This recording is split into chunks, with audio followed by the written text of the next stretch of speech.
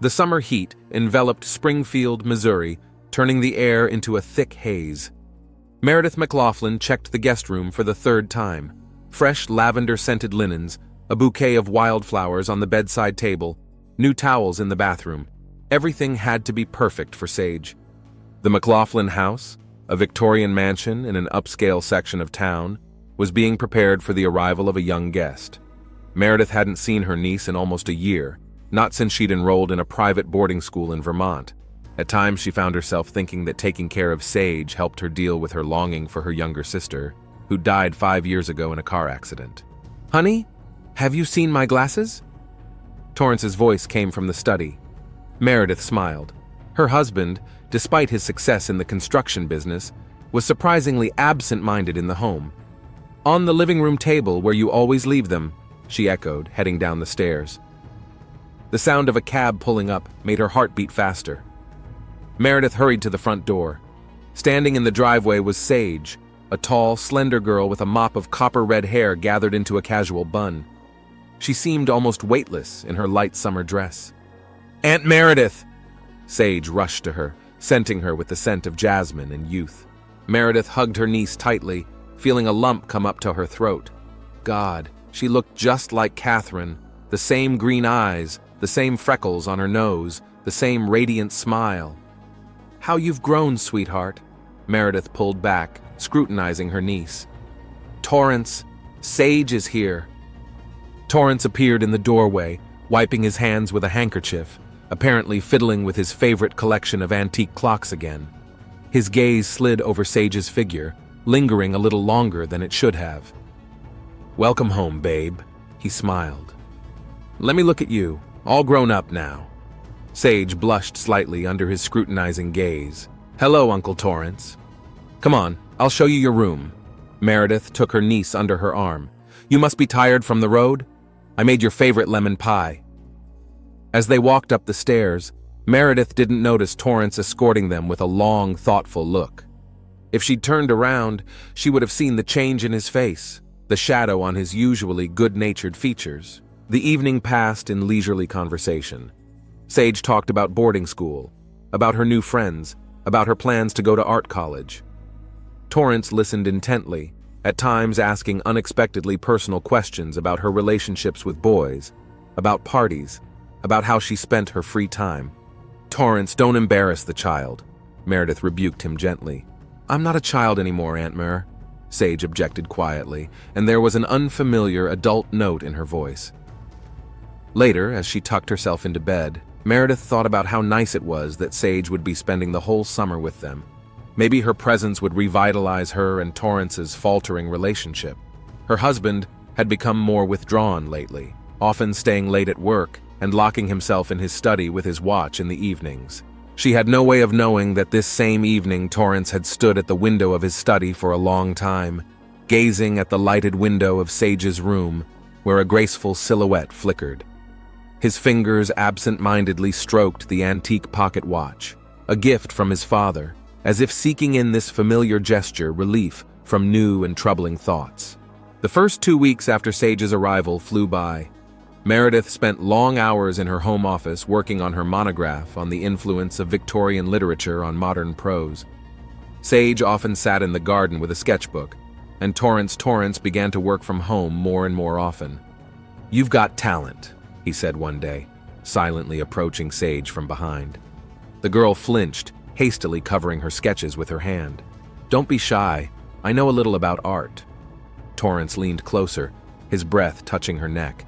The paper was a picture of himself, a pensive profile bent over an antique clock. "Yeah, I didn't want anyone to see it," Sage muttered, but Torrance had already taken the album out of her hands. "It's a beautiful piece of work. You know, I have a friend who owns a gallery downtown. He could look at your work."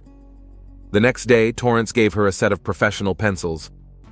"A little surprise for a future artist," he said, handing over the dainty box. Their fingers touched, and Sage felt a shiver run through her body. Meredith was preparing dinner at the same time, humming something from the Beatles. She'd been particularly enthusiastic the last few days. A publisher had expressed interest in her upcoming book. "Torrance, honey, don't forget we're going to the Harringtons on Saturday," she called out from the kitchen, Of course, dear, he replied, not taking his eyes off Sage. Maybe Sage should be invited too? Oh no, thank you, the girl replied hastily. I have plans. Was going to visit an art exhibit. What a coincidence, Torrance said quietly. I was just about to stop by a friend's gallery. Thus began their secret meetings. Innocent at first, under the pretense of an interest in art. Torrance did take Sage to the gallery, introduced her to the owner.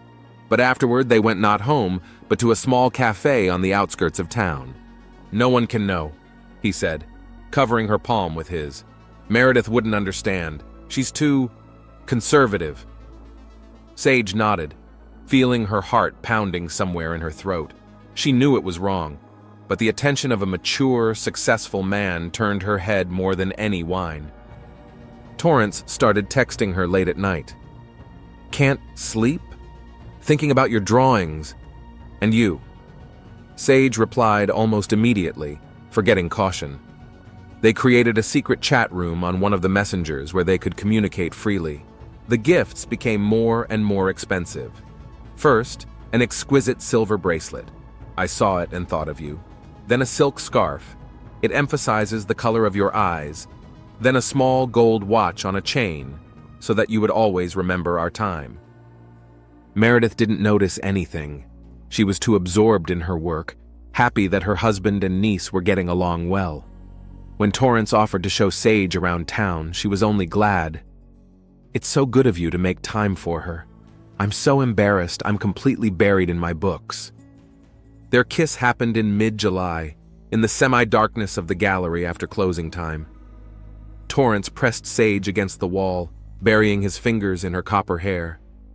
You're driving me crazy, he whispered. I can't think of anything else. Sage responded to his kisses with the eagerness of youth, not thinking of the consequences. She didn't notice how Torrance was changing, how dark his gaze grew when she spoke to the young gallery visitors, how imperiously his fingers tightened on her wrist. One evening, when Meredith was at a conference in a neighboring town, Torrance came to Sage's room. I can't pretend anymore, he said, closing the door behind him. You have to be mine. There was such obsession in his eyes that Sage was truly afraid for the first time. But it was too late. She had locked herself in a cage of secrets and lies, and the key was in Torrance's hands. Meanwhile, Meredith, on her way home in a cab, was rereading a chapter of her monograph on how often in Victorian literature the worst tragedies unfolded in respectable households, behind the closed doors of respectable homes. She had no way of knowing how prophetic these lines would prove to be. August was unusually hot. The McLaughlin's silver wedding anniversary was just over a week away, and Meredith was completely absorbed in the preparations. She had planned a grand reception at their home for 150 guests. Torrance, have you checked the guest list? She asked over breakfast, reviewing the notes in her day planner. He absent-mindedly stirred his coffee, furtively glancing at the phone under the table. A message from Sage glowed on the screen. We need to talk. It's urgent. The guest list, honey. I want to send out the last batch of invitations today. Yes, of course. That's okay. He hurriedly put the phone away. I'll stop by the office for a couple of hours and come back to help with the organization. Torrance lied. He wasn't going to the office, but to his and Sage's usual meeting place, a small cafe in the suburbs. She was already waiting for him there, nervously rubbing her napkin. I can't do this anymore, Sage said, as soon as he sat down at the table. It's all wrong. Aunt Meredith doesn't deserve this. Torrance covered her hand with his. We've talked about this before, sweetheart. I love you. After the holiday, I'm going to tell Meredith everything. File for divorce? No. Sage yanked her hand away. I saw the bank statements in your office. You've withdrawn almost $100,000 in the last month. Where did that money go? His face petrified. You went through my stuff? Don't change the subject. There were more documents about some offshore accounts. What's going on, Torrance? You shouldn't have seen that. His voice became menacingly quiet. I'm not stupid. Tears glistened in Sage's eyes. You were never going to leave her, were you? I'm just entertainment? Sage, I need money, she said suddenly, $50,000 for art school tuition. Otherwise, Aunt Meredith will find out everything about us and your shenanigans. Torrance looked at her with a long, appraising stare. Do you realize what you're doing? I have a perfect idea. You have until the feast. The next few days passed in a strange tension. Sage avoided being alone with Torrance. He locked himself in his office more and more often, talking to someone on the phone for long periods of time in a muffled voice. Meredith, preoccupied with the preparations for the gala, didn't notice anything. She was glowing with happiness, choosing flowers, coordinating the menu with the caterer, discussing her new dress with Sage. You're going to help me with my hair this day, aren't you? She asked her niece. You have such artistic taste. Sage smiled through her strength. Of course, Aunt Mare. 3 days before the party, Torrance left an envelope on the table in Sage's room. Inside was only a quarter of the requested amount and a note. That's all you'll get. Don't try to play these games with me, baby. You have no idea what I'm capable of. That night, Sage sat at the window for a long time, looking out at the twinkling stars. A folder of photos opened on her phone. Her and Torrance in the gallery, his arm around her waist, their kiss in the car, letters detailing his feelings for her, and, most importantly, scans of documents from his office. Her fingers hovered over the send button. In the contact list, Meredith's name glowed with a reproachful light. One click, and everything would change forever. In his bedroom, Torrance was awake too. He held the old pocket watch, a gift from his father, watching the second hand count down inexorably. There was an expression in his eyes that would have frightened anyone who might have seen it. August 25th was cloudless and hot. The McLaughlin house had been bustling with activity since morning. Florists were decorating the living room with fresh flowers. Waiters were arranging glasses and setting out dishes, and a white tent was being set up in the garden. Meredith woke up in high spirits. When she stepped out of the shower, she discovered that Torrance had left his phone on the bedside table, an unusual absent-mindedness for him. The screen suddenly came to life with an incoming message. We need to meet before the festivities begin, at the usual place, S. At first, Meredith assumed it was business correspondence, but something compelled her to unlock her husband's phone. She knew the password, the date of their wedding by heart. What she saw in the correspondence made her sink to the bed, clamping her hand over her mouth. The pictures, messages, confessions of love, her husband and her niece, her Torrance and little Sage, whom she'd raised as her own daughter after her sister's death. "Mom, the makeup artist is here!" shouted Sage from downstairs. The address, which had become familiar over the years, now cut through her ears like a false note. Meredith walked slowly down the stairs, holding onto the banister.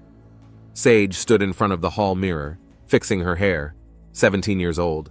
God, she's only 17. The day dragged on endlessly. Meredith moved as if in a fog, mechanically answering congratulations, smiling at the photographer, accepting gifts.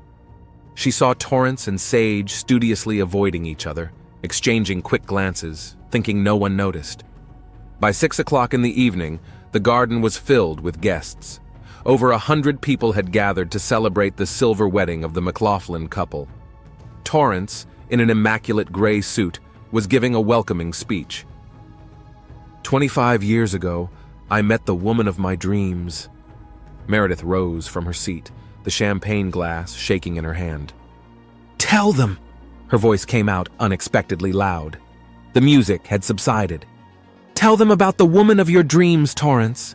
Just be specific about which one you're talking about. Darling. He took a step toward her, but she backed away. Don't you dare call me that! Meredith tossed her husband's cell phone on the table. It's all here. Every text you've ever sent, every picture, every lie. A whisper swept through the crowd of guests. Sage, standing by the fountain, turned pale.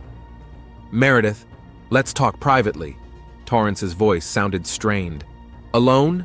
How did you go out alone with a 17-year-old girl? With my niece? She turned to the guests. Do you know how old she is? She's the same age as his daughter could be. Aunt Mer! Sage stepped forward, but Meredith stopped her with a glare. Don't say anything. Just be quiet. I raised you. After Catherine died, I replaced your mother. And you? Her voice trailed off. In the silence that followed, the water splashing in the fountain could be heard. The guests froze, not knowing where to avert their eyes. Someone began to hurriedly say goodbye. "Get out," Meredith said quietly. "Both of you. Get out of my house." Torrance took a step toward her, his face contorted. "You don't understand. I understand everything. And about your affair and about the money you're moving somewhere else. Do you think I'm completely blind? Get out." As the last guests hurriedly left the house, it began to rain. Meredith stood at the window, watching the water erode the festive decorations in the garden. Behind her, photos of her and Torrance's wedding were burning in the fireplace, all she could find in the house. By midnight, the rain had turned into a torrential downpour. Meredith sat in the living room, mechanically thumbing through greeting cards that now seemed a cruel taunt. The whiskey glass on the table was almost empty. The doorbell rang. A drenched Torrance stood on the threshold. "I've come to pick up some papers," he said without looking her in the eye, "and to talk." Meredith shook her head. "Not now. I can't be in the same house with you. Do what you want, take what you need. I need to get some air." She threw on her cloak and walked out into the night without even taking an umbrella. Cold drops hit her face, mixing with her tears. Meredith walked through the deserted streets, unable to make out the road. Time lost its meaning. She couldn't tell how many hours or minutes had passed. When she got home, it was about 2 a.m. The house was strangely silent. Only the floor clock in the hall was counting down the seconds. "Torrance?" she called, coming up the stairs. A streak of light shone from under the door of his study. She knocked. Silence. "Torrance, are you in here?" Pushing the door open, it was unlocked. The first thing she smelled was the pungent odor of gunpowder. Then she saw him. Torrance was lying by the desk, a dark blur around his head. A look of surprise froze in his frozen eyes. Meredith didn't remember how she'd gotten to the phone. She didn't remember what she'd said to the 911 dispatcher. She didn't wake up until the house was filled with uniformed men. On the table, she noticed an open envelope with some papers and an old pocket watch. A gift from her father that Torrance had never parted with. Mrs. McLaughlin. A tall female detective in a gray suit gently touched her shoulder. "We need to ask you a few questions. Where were you tonight?" "Walking." Her voice sounded muffled, lifeless. "Just walking in the rain. After what happened at the party, I couldn't be in the same house with him." "Did you call anyone? Met anyone while you were walking?" Meredith shook her head. "No. I just walked the streets. Didn't meet anyone." "Is there anyone I can call? Relatives? Friends?"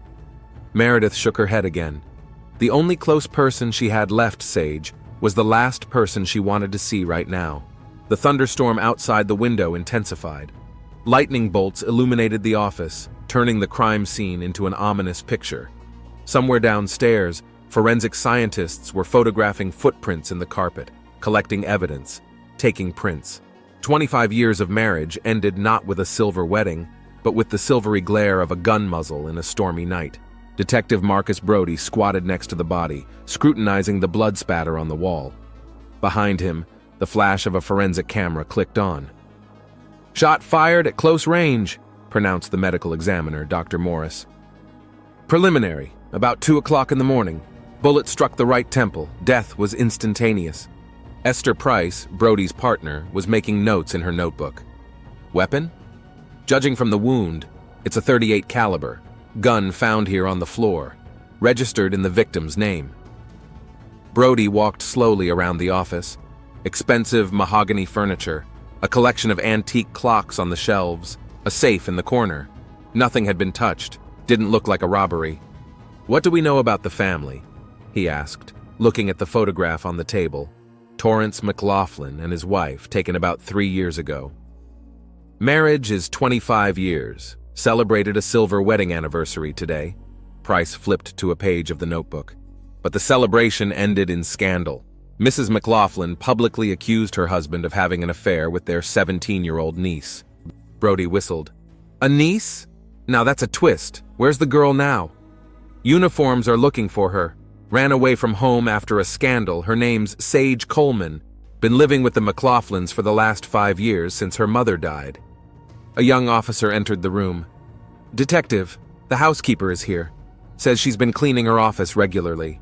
Mrs. Ramirez turned out to be an elderly Mexican woman with a tired face. She was nervously rubbing her apron. I always came in on Tuesdays and Fridays. Her English was heavily accented. Mr. McLaughlin, he was kind, always left a tip.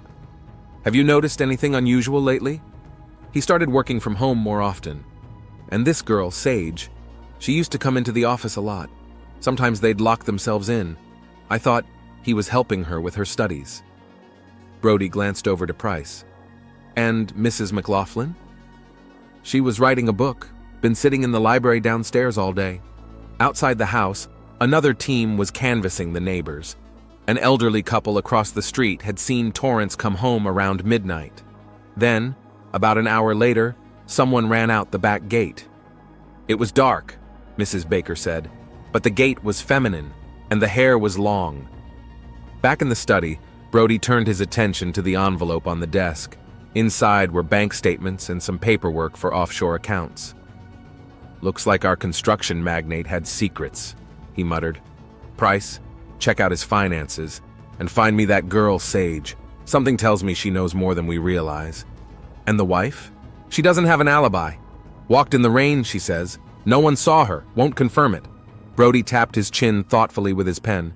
But if she was planning a murder, why make a public scandal? It's too obvious. The forensics team continued to work, methodically gathering evidence. Somewhere in the house, Meredith McLaughlin was sobbing.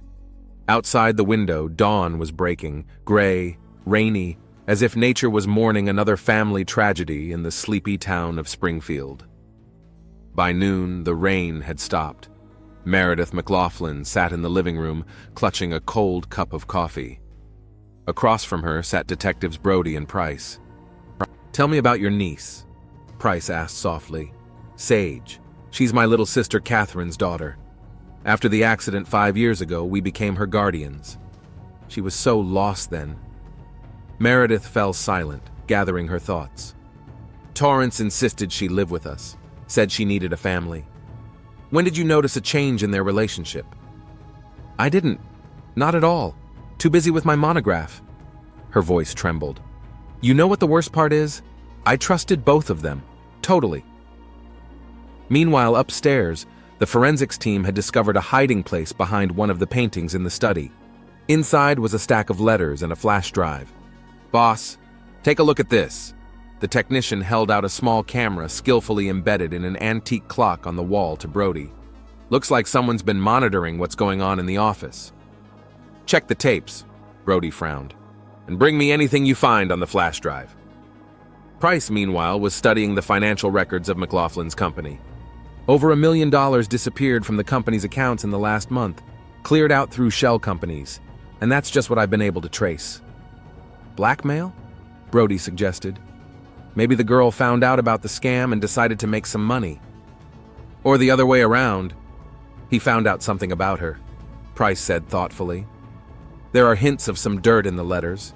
By evening, the results of the examination came back. They found the prints of 3 men on the gun, Torrance, Meredith, and another, as yet unidentified. Mrs. McLaughlin says she sometimes cleaned the gun, reported the young officer. Confirmed, there are traces of gun oil on the handle. The precinct, meanwhile, was reviewing the watch's camera footage. Most of the files appeared damaged, but a few survived. One showed Torrance arguing furiously with someone on the phone. You don't know what you're getting into. You think this is a game? Run every call from his phone for the last month, Brody ordered, and find me that damn girl. That evening, a report came in from the patrolman. A girl who looked like Sage had been seen at a motel on the outskirts of town. But by the time the police arrived, the room was empty. She left this. The receptionist held out an envelope. Inside was a flash drive and a note. I'm sorry, I should have told you sooner. Brody stared at the setting sky through the window of his office. The case was getting more and more complicated. Financial fraud, a secret affair, a hidden camera, a missing girl. Something told him they weren't even close to solving it yet. Price, he called to his partner, check the neighbors' statements again, and find out more about Mrs. McLaughlin's sister, the one who died in the accident. Maybe that's when it all started. In the hallway of the precinct, the clock struck 9 o'clock at night. Somewhere in the city, A 17-year-old girl with dangerous secrets lurked. And at the McLaughlin mansion, Meredith sat in an empty house, poring over old photographs and trying to figure out at what point her perfect life had turned into a nightmare. It was sweltering in the tech section of the Springfield Police Department. The air conditioning couldn't handle the heat, and Detective Brody wiped sweat from his forehead every now and then. The camera was turned off an hour before the murder. The technician, a young guy in a crumpled shirt, threw up his hands. The last recording cuts off at 1:15 in the morning. Either it was deliberately turned off or the battery died. At 1:15, Brody tapped his pencil on the desk thoughtfully. And death occurred around 2. About time, as the English say. He inserted the flash drive Sage had left behind into the computer. Dozens of files appeared on the screen. Photographs of bank records from Torrance's safe, recordings of their conversations, personal correspondence. Price brought coffee from the machine, set one cup in front of her partner. She's been following him methodically, almost professionally. Look, all the files are sorted by date, signed. Bank statements here, personal correspondence here. 17-year-old girl. Brody shook his head. Where did she get that kind of foresight? Fear is the best teacher. Price pulled her chair closer. She was definitely afraid of Torrance. Look what she writes here. If anything should happen to me, a trustworthy person already has all the papers. Sergeant Donovan peeked into the office. Boss, Sage's school friend is there. She says it's urgent. Emma Chase was a skinny girl with glasses, nervously tugging at the sleeve of her sweater. She'd been put in the interrogation room, not because she was suspected, but just that all the other rooms were occupied. Sage had been scared the last few months, she recounted. Said Uncle Torrance wasn't who he said he was, that he was capable of terrible things. When was the last time you two socialized? Brody motioned her a glass of water. The day before the murder. She wrote a strange message, something like, "It ends today, one way or another." Price, meanwhile, had pulled up an old case file on Sage's mother's car accident. At first glance, it looked like an ordinary car accident, but there was an oddity in the examiner's report. Some of the pages had been removed from the case, at the family's request. "Hey, Brody," she called out to her partner when he returned. "There's something fishy going on here. Look, the signature on the authorization to expunge documents. Guess whose?" Torrance McLaughlin. Brody read it. But he wasn't related to the deceased at the time. What right did he have to— Exactly. They immersed themselves in studying the bank statements. Torrance had withdrawn almost $100,000 in cash in the last month, in small amounts through various ATMs. Paying someone to keep quiet? Price suggested. Or preparing escape routes. A phone call interrupted their musings. Price picked up the receiver, listened for a few seconds, then covered the microphone with her hand. "Bluebird Motel. Sage just checked in there." Brody jumped up instantly, grabbing his jacket from the back of his chair. "Let's go. We need to get her before she disappears again." "Should we call patrol?" "No." He shook his head. "We'll scare her off. She's scared, cornered. People do stupid things in that situation." It was a 20-minute drive to the motel. Outside the window, it was starting to rain again. In the car, Brody was silent, contemplating the conversation to come. He sensed they were close to a clue. They just needed to ask the right questions. "You know," Price broke the silence, "something tells me we're not ready for what she's going to tell us." Brody nodded. In his 15 years in homicide, he'd learned the hard way that the worst crimes were committed not in dark alleys, but in well-to-do families, behind the closed doors of respectable homes. The Bluebird Motel looked exactly as you'd expect a roadside inn to look: peeling paint, a dim neon sign, an empty parking lot. The rain intensified as Brody and Price climbed the outside stairs to the second floor, number 207. Brody knocked. Silence. He knocked again, louder. "Sage, this is Detective Brody. We know you're here. We just need to talk." The sound of a chain being pushed aside, the door ajar, and they saw the girl's pale face. She looked haggard, dark circles under her eyes. "I've been waiting for you," she said quietly, retreating into the room. "I thought you'd be quicker to find the records." The room smelled damp and old cigarettes. Sage sat on the edge of the bed, wrapping her arms around herself. An unopened bag from the diner stood on the table. "Tell us everything." Price asked softly, taking a seat next to her. From the beginning. I didn't want to fall in love with him. Sage looked down at the floor. He was attentive, caring, said I was special, that I understood him like no one else, like my mother once did. Brody pulled out a notebook, but Price stopped him with a barely perceptible gesture. Then I found the documents, by accident. He forgot to lock the safe, contract fraud, bribes, money laundering, and some other stuff. Her voice trembled.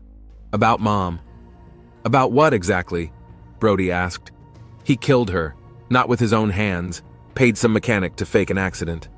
Mom found out about his shady dealings, threatened to tell Aunt Meredith everything. Sage stood up, walked to the window. Rain drummed on the glass. I started recording our meetings, installed a camera in his watch. I knew he'd never touch it. It was a memory of his father, collected documents. And then I demanded money.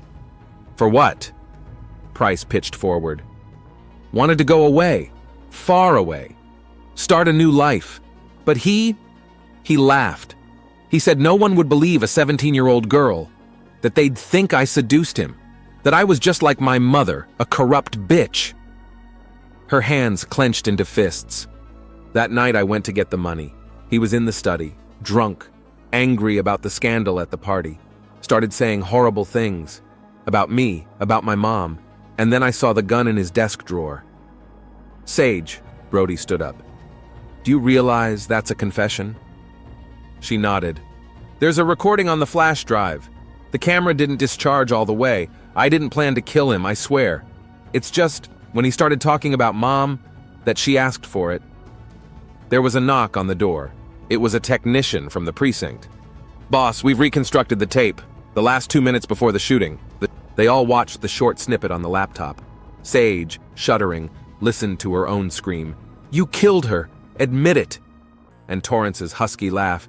You think you're better than her? Same whore, only younger? The gunshot on the tape was deafeningly loud. I'm sorry, Sage whispered as Brody snapped the handcuffs on her wrists. At the station, Meredith was waiting for them. When she saw her niece in handcuffs, she covered her face with her hands. I'm sorry, Aunt Mere. Sage stopped beside her. I should have told you sooner, about everything. Later, filling out the report, Brody thought about how one lie pulled another until the whole structure collapsed, burying an entire family under the rubble. Sometimes there are no right decisions in this job, Price said, setting 2 cups of coffee on the table. Just a choice between bad and really bad. A month later, Sage was found guilty of manslaughter. Given all the circumstances, the judge was lenient. 5 years with the possibility of parole in 3 years.